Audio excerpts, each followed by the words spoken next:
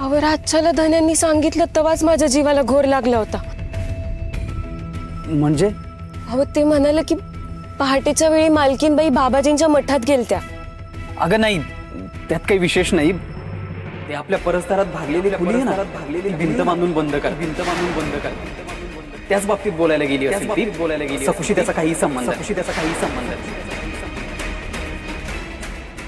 अरे देवा, अहो दिगुशेठ सखुताईंचा त्या खोलीशी संबंध आहे. सखुताई त्याच खोलीबद्दल काहीतरी सांगत होत्या.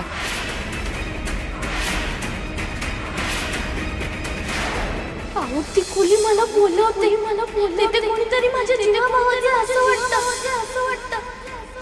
बाबाजी त्या बंद खोली समोर भिंत बांधायची म्हणतात, पण मला असं खात्रीने वाटतंय की त्या खोलीत काहीतरी म्हणजे काही वस्तू बिस्तू आहे की जेणेकरून आपल्याला समजू शकतं.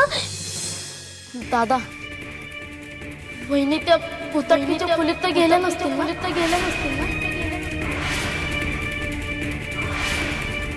होय, त्या खोलीत काय आहे ते बघायचं होतं त्यांना. खरंच त्या गेल्या नसतील ना त्या खोलीत? त्या आत आणि बाहेरून भिंत, असं तर होत नाही ना?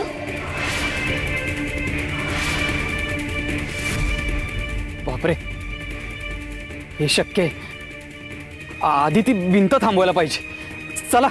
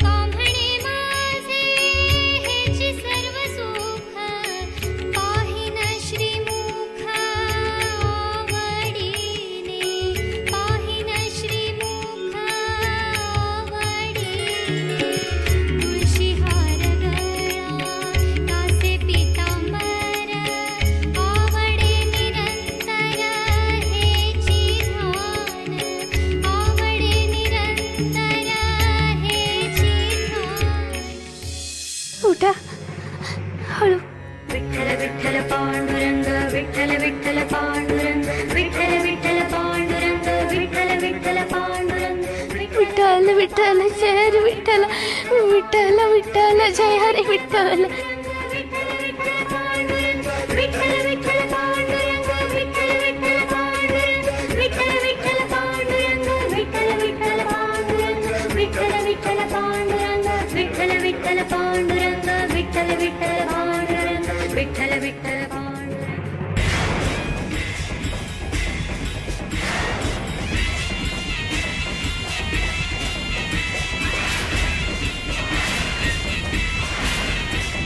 रमाई, आज खऱ्या अर्थानं सखूचा अवतार संपणार. आता काय 2-4 विटा राहिल्या, त्या ठेवल्या की सखूचा अध्याय कायमचा संपणार. सखूचा अवतार कायमचा संपणार. अवलक्षणी होती ती. संपणार कायमचा संपणार. पण मला काय, मला कोणी विचारत होतं, मी काय करणार. ती स्वतः गेली त्या बारलेल्या खोलीत. स्वतः गेली. उघड त्या विठ्याचं नाव घेत होती. माझ्या डोक्यावरून मोठं ओझं उतरणार. डोक्यावरून मोठं ओझं उतरणार.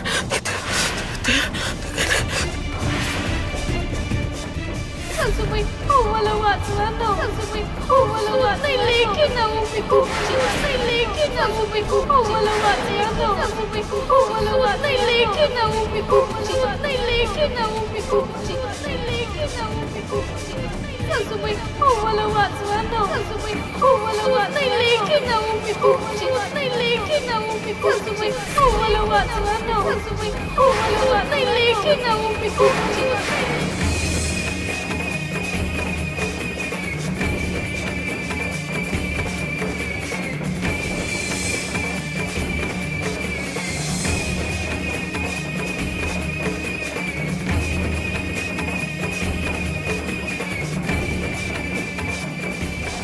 सकू चेटकी नाही ही पोरगी सकू तुला पुरत बरबाद करायला चालीये. काय करतेस मनोरमे फुल भरला का तुला काय चालय?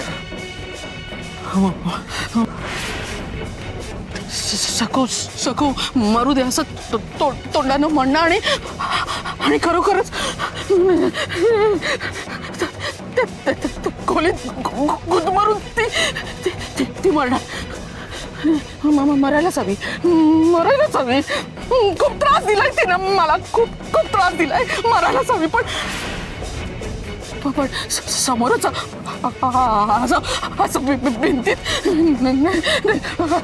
आणि दिकून विचारलं तर मी सखूला मारलं नाही मी वाचवलं मी काहीच नाही केलं बाबा माझं मनच मला खात आहे.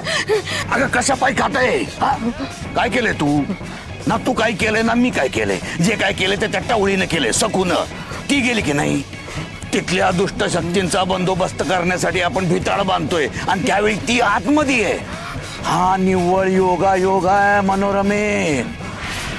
हे बघ जे इथं लिहिलेलं असतं की नाही, नशिबात लिहिलेलं असतं, जे नियतीत असतं ते चुकत नसतं कोणाला बी. ते भोगावेच लागतात, टळत नाहीत ते. आपण काही भी करत नाही होत मनोरमे. दुष्ट शक्ती तिला मारतायत का सांग? ती गेलीये तिथं त्यांच्या इथं. तिथं जाऊन तिनं त्यांना आव्हान दिलं, त्रास दिला म्हणून त्या दुष्ट शक्तीच मारून टाकतात त्याला. तू मी काही केलेलं नाही मनोरमे. आणि दिगूला हे सांगायचं, त्या दुष्ट शक्तींनी सखूला अदुगरच मारून टाकलं होतं, पण त्यांनी अजून कोणाला त्रास देऊ नये, मारू नये म्हणून हे भिताड बांधून आपण त्यांचा बंदोबस्त करतोय. कळतंय का?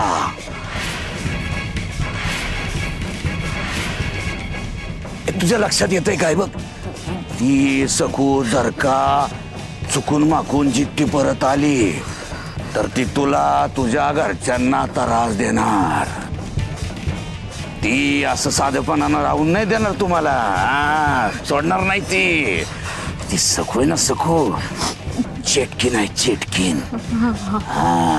तुझ्या मुळावरच जन्माला आली आहे ती.